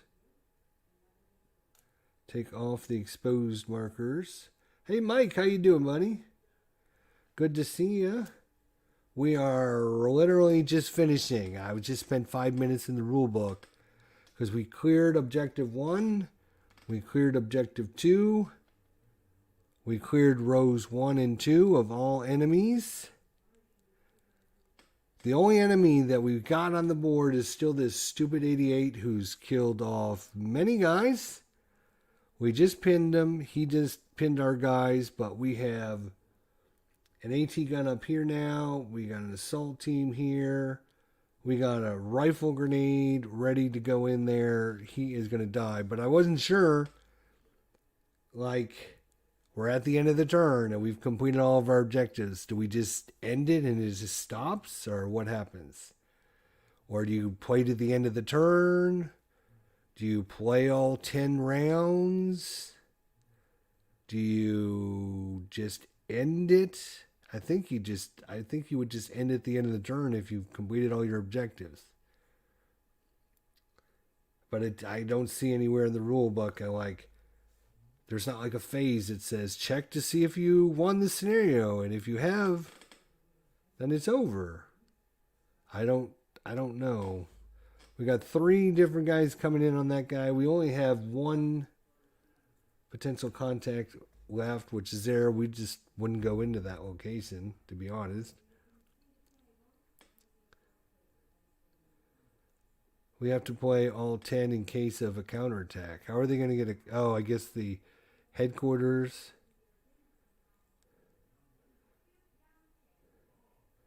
The headquarters could order a counterattack against us. Yeah. Well, that's not going to happen. Because like I said, I got to actually go. I'm going to be setting up another game. We're going to be starting tomorrow. Because I have 3 days left before the end of the new year to get my games played in. My 10 games that I said I was going to play. So we're just going to count this as a win and move on. So I'm going to put this one away. Boo Tweezers was here helping me. Mike helped me yesterday. I think we did pretty good all in all. We only ended up having, of all these contact markers that we did, 1, 2, 3, 4, 5, 6, 7, 8, 9, 10. We've done 10 potential contact markers. We found 2 enemies. That was all we found. We found the artillery guy, and we found the 88. That was it. Those are the only guys that we came across. That was funny because we said in the beginning of this, when we first started, wouldn't it be funny if we didn't find anybody? We almost never did find anybody.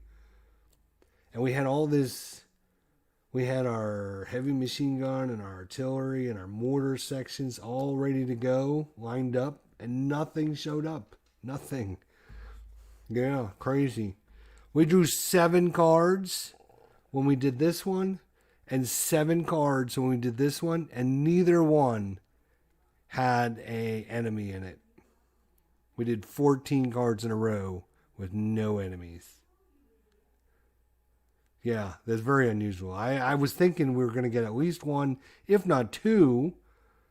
So I think this 88 is just going to get, they're just going to run away because they're surrounded now.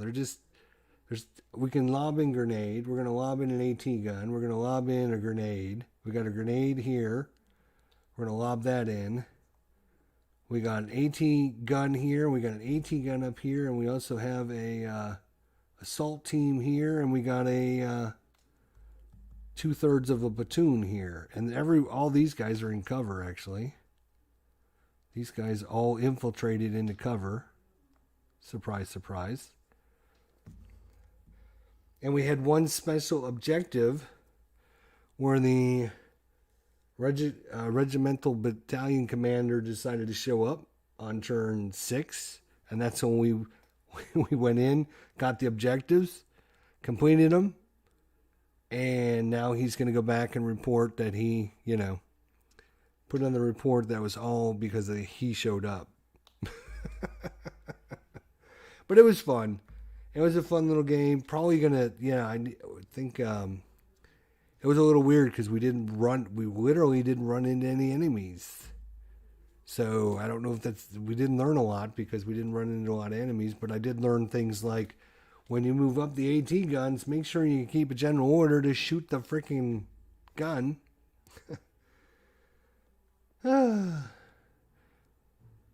Yeah, of course he's going to show up and say, "Oh yeah, you got to the woods and you got to the farm and cleared them out." Yep, that's because I was here to lead you on. It was fun though. Yep, definitely going to be playing another scenario. I'm thinking about maybe doing one of the other scenarios because I think everybody plays Trevieres, the Normandy. The first game of the first scenario, the first mission of Normandy.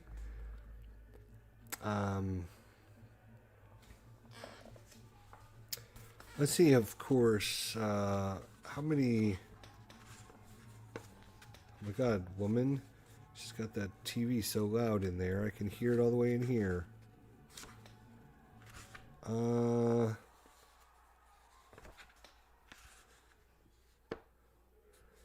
think there's like a chart where you earn experience and stuff. Somewhere in here I saw.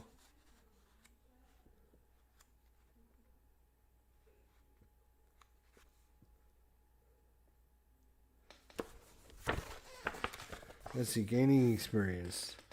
Company receives experience points by accomplishing attacks during the course of their mission. The mission instructions again. Oh, the mission instruction tells you?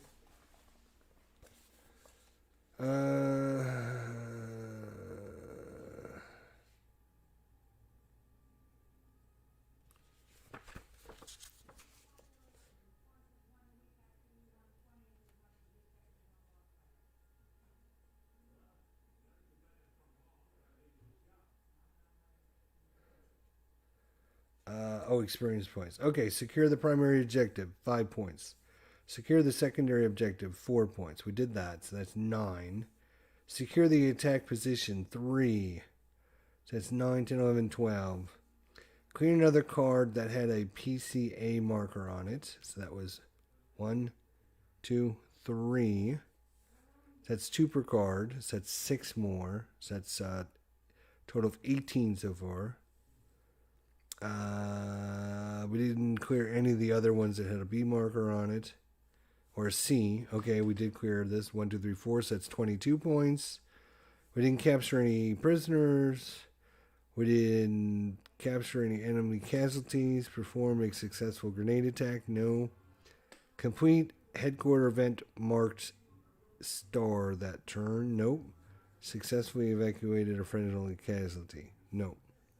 So we ended up with 22 experience points we can spend on the next mission to give some of our guys experience for the next mission. And replace, we only lost 3 guys. We lost 3, they weren't even guys. We lost one AT, lost an AT guy. We lost an assault team. And we lost another assault team. So we lost 2 assault teams and 1 AT guy. They should be pretty easy to replace all that with 22 points worth of stuff. So I'll have to just write that down so I can remember if we pick this up from where we're at. But yeah, thanks to Mike and Pt2 for helping along with the rules and stuff. Mike, in the beginning of this episode, I did I'll actually show you here. I was going through the rule book today, and I was finding some of the things that we had talked about and looking for some rules that maybe I didn't know or were kind of weird or whatever. So I created this little document, and I went through it in the beginning of this episode.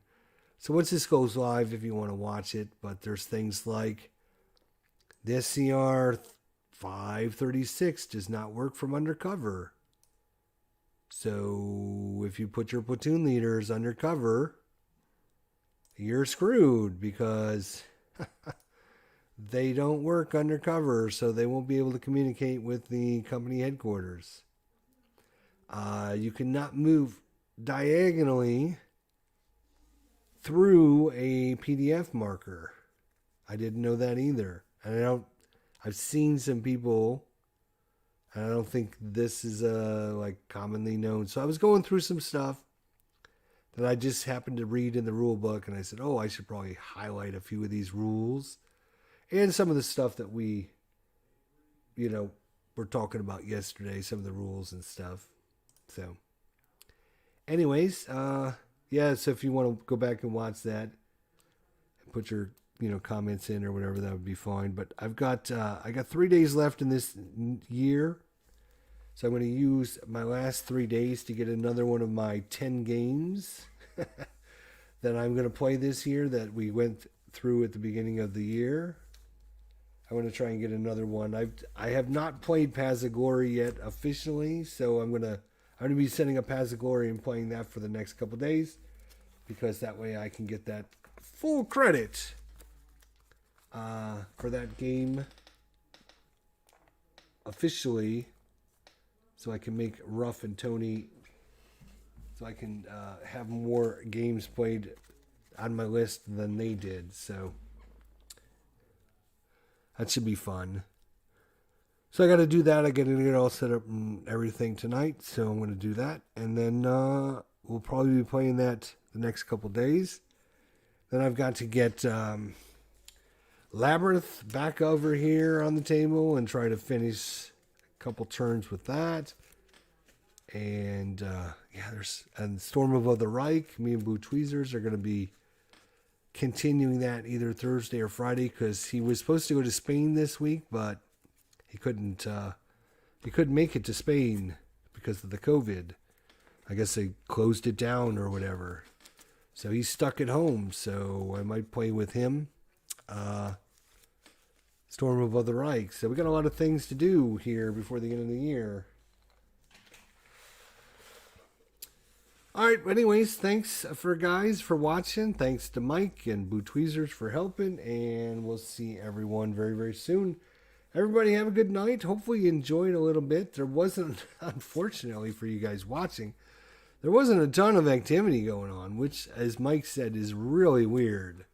Like, the chances of drawing that many non-contacts is really weird, because we were drawing 7 cards, 5 cards, and 5 cards. That was the last 2 rows. We did 2 A's and we did 2 B's. So that's 14. That was 24 cards that didn't have any contact on them. So, yeah, I thought that was really weird. Anyways, we'll try to get another mission in if everyone enjoyed this. And we'll see everybody soon. All right, guys, have a good night. We'll talk to you guys later. Thanks for watching.